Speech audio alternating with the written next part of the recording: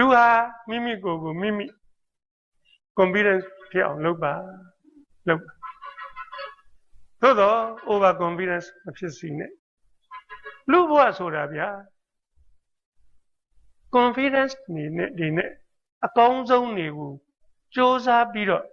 လုပ်နေရင်တောင်မှလဲကျနိုင်သေးတယ်အစင်မသိရင်ကာယံမတော်ရင်လိမ့်လဲဖြစ်နိုင်သေးတယ်လဲကျနိုင်သေးတယ်လဲကျရင်ပြန်ထားရမယ်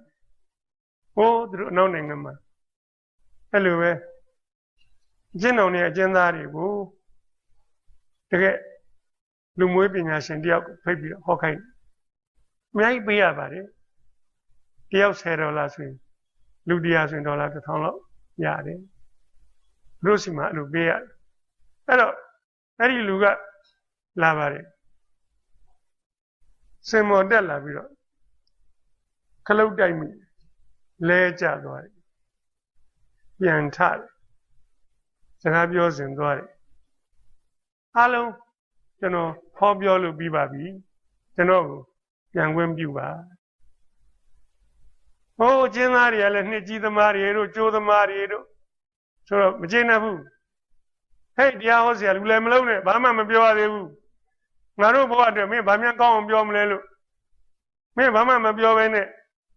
တယောက်$10နဲ့ဒီကရှင်းရမှာဒီလိုတော့လူလည်းမလုံးနဲ့ပြောတခုကျွန်တော်ပြောပြီးပြီလေဘာမှမပြောသေးဘူးဩကျွန်တော်တက်လာကြပြန်ထလူဆိုတာဘဝမှာလဲကြနိုင်တာပါပဲခင်ဗျားတို့လည်းသုံးတစ်ခုကြောင်းတို့ကြောင့်ထောင်ထဲရောက်လာတယ်ဆိုတာဘဝမှာလဲကြတာပါပဲဘဝပြီးဆုံးမသွားပါဘူးလုံးဝဥဒုံရှုံးမသွားပါဘူးအဲ့ဒီကနေပြန်ထရင်တနေ့ခင်ဗျားဂုံသိက္ခာရှိတဲ့အောင်မြင်ကြော်ကြားသောလူတယောက်လူများလေးစားတဲ့ပုဂ္ဂိုလ်တယောက်ဖြစ်နိုင်ပါလေငွေကြေးအပြင်လဲချမ်းသာကြွယ်ဝပြီးတော့စိတ်ကောင်းနှလုံးကောင်းရှိသောပေးလူတတ်သောဒီလိုကြီးညိုစရာပုဂ္ဂိုလ်ကြီးဖြစ်နိုင်ပါတယ်လဲကြရင်တော့ပြန်ထဖို့ကျွန်တော်ခုနရတာလေးပါ